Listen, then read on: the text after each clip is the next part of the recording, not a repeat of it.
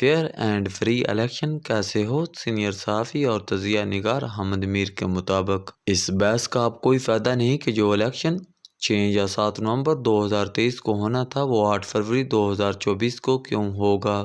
آئین پاکستان کے مطابق قومی اسمبلی ختم ہونے کے بعد 90 دن میں الیکشن کرانا تھا، لیکن افسوس کہ ان پر عمل نہ ہو سکا۔ صدر مملکت نے بھی اپنی ذمہ داری ادا نہیں کی اور الیکشن کمیشن آف پاکستان نے بھی ذمہ داری کا مظاہرہ نہیں کیا۔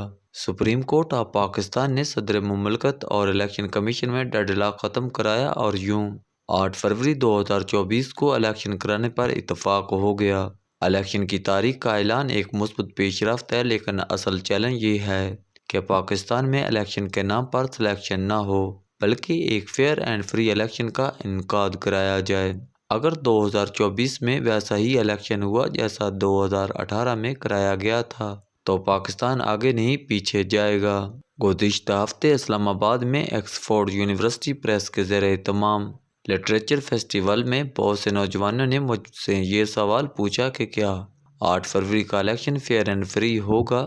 میں اس سوال کا جواب دینے سے کتراتا رہا، لیکن جب نوجوانوں نے اصرار کیا تو مجھے یہ کہنا پڑا کہ پاکستان کی سیاسی تاریخ یہ بتاتی ہے کہ 8 فروری کا الیکشن فری اینڈ فیئر نہیں ہوگا، لیکن اگر سپریم کورٹ چاہے تو یہ اس الیکشن کو فری اینڈ فیئر بنانے میں اہم کردار ادا کر سکتی ہے۔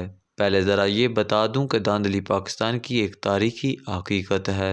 تاریخ بڑے کام کی چیز ہے جو قومیں تاریخ سے سبق نہیں سیکھتی، ان کا جغرافیہ بدل جاتا ہے۔ اس کی سب سے بڑی مثال 1970 کا الیکشن ہے۔ 7 دسمبر 1970 کو قومی اسمبلی کی 300 نشستوں کے لیے الیکشن ہوا۔ عوامی لیگ نے 167 اور پاکستان پیپلز پارٹی نے 86 نشستوں پر کامیابی حاصل کی۔ جنرل یحییٰ خان کی فوجی حکومت نے اکثریتی جماعت کو اقتدار منتقل کرنے کی بجائے اس کے خلاف فوجی آپریشن کر دیا اور یوں بھارت کو پاکستان کے خلاف سازش کرنے کا موقع مل گیا۔ عوامی لیگ کے نوجوانوں نے مکتی بانی کے نام سے ایک عسکری تنظیم بنائی اور بھارتی فوج کے ساتھ مل کر ریاست کے خلاف جنگ شروع کر دی، جس کا نتیجہ بنگلہ دیش کی صورت میں سامنے آیا۔ پاکستان کا جغرافیہ بدل گیا، لیکن ہم نے تاریخ سے سبق نہ سیکھنے کی ٹھان رکھی ہے۔ 1970 کے الیکشن میں ایک دفعہ پھر دھاندلی کے خلاف شور مچا اور ذوالفقار علی بھٹو کی حکومت کے خلاف تحریک چلا دی گئی۔ اس تحریک کا نتیجہ جنرل ضیاء الحق کے مارشل لا کی صورت میں نکلا۔ جنرل ضیاء نے مارشل لا نافذ کرنے کے 8 سال بعد 1985 میں غیر جماعتی انتخابات کرائے، جن کے نتیجے میں محمد خان جنیجو وزیر اعظم اور نواز شریف وزیر اعلیٰ پنجاب بنے۔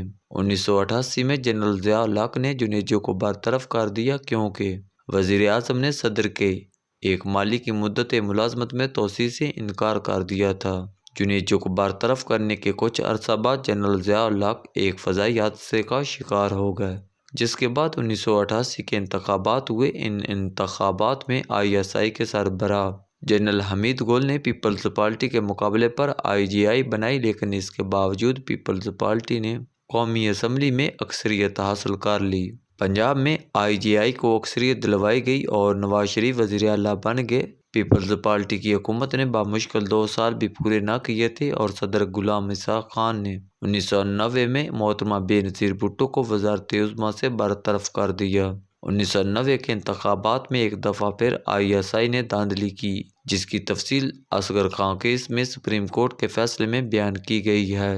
پھر صدر غلام اسحاق خان نے نواز شریف کو وزیر اعظم بنوایا اور 3 سال بعد انہیں برطرف کر دیا۔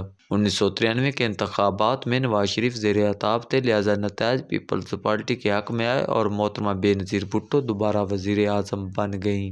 1996 میں انہیں دوسری مرتبہ برطرف کیا گیا اور 1997 کے انتخابات میں نواز شریف کو پھر وزیر اعظم بنایا گیا۔ 2 سال بعد جنرل پرویز مشرف نے نواز شریف کو اقتدار سے باہر نکال دیا۔ نواز شریف جیل میں گئے اور محترمہ بے نظیر بھٹو پہلے سے جلا وطن تھی۔ سن 2000 میں نواز شریف اس وقت کی حکومت سے ایک ڈیل کے ذریعے سعودی عرب چلے گئے۔ 2002 میں مسلم لیگ نون کو توڑ کر مسلم لیگ کاف بنائی گئی اور انتخابات کرائے گئے۔ انتخابات میں مسلم لیگ کاف کو جتوایا گیا اور میر ظفر اللہ خان جمالی وزیر اعظم بن گئے۔ انہیں 2004 میں فارغ کر کے پہلے چودھری شجاعت حسین اور پھر شوکت عزیز کو وزیر اعظم بنایا گیا۔ 2008 کے انتخابات میں مشرف نے مسلم لیگ ق کو ہروا دیا کیونکہ وہ پیپلز پارٹی کے ساتھ مل کر حکومت بنانا چاہتے تھے، لیکن پیپلز پارٹی نے الیکشن کے بعد مسلم لیگ ن کے ساتھ مل کر مشرف کی چھٹی کرا دی۔ 2013 میں انتخابات ہوئے تو نواز شریف تیسری مرتبہ وزیر اعظم بن گئے۔ عمران خان نے ان پر دھاندلی کا الزام لگایا اور ISI کے سربراہ جنرل ظہیر الاسلام کی ملی بھگت سے نواز شریف کے خلاف دھرنا دیا۔ دھرنا تو کامیاب نہ ہوا، لیکن عمران خان سپریم کورٹ کے ذریعے نواز شریف کو نااہل کرانے میں کامیاب ہو گئے۔ 2018 کے انتخابات میں جنرل قمر جاوید باجوہ نے عمران خان کو وزیر اعظم بنوانے کے لیے سیاست میں کھلم کھلا مداخلت کی۔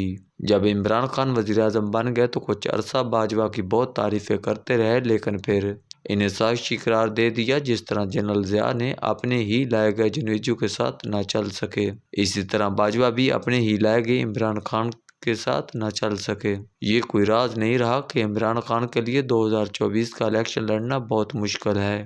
ان کے ساتھ وہی ہوگا جو 2018 میں نواز شریف کے ساتھ ہوا۔ 8 فروری 2024 کو ایک اور دھاندلی زدہ الیکشن سے پاکستان میں سیاسی استحکام نہیں آئے گا۔ اگلے الیکشن میں دھاندلی کا راستہ صرف سپریم کورٹ روک سکتی ہے۔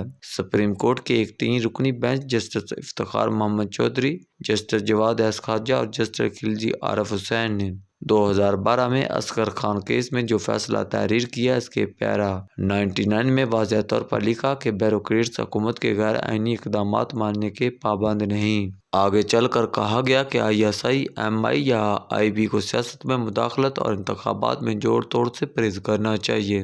جسٹس قاضی فیاض عیسیٰ نے اصغر خان کیس کا ذکر فیض آباد دھرنا کیس کے فیصلے میں بھی کیا۔ Supreme court Asghar Khan case کے فیصلے کی روشنی میں ریاستی اداروں کی سیاست میں مداخلت کو روک کر 8 فروری کے انتخابات کو کافی حد تک فری اینڈ فیئر بنا سکتا ہے۔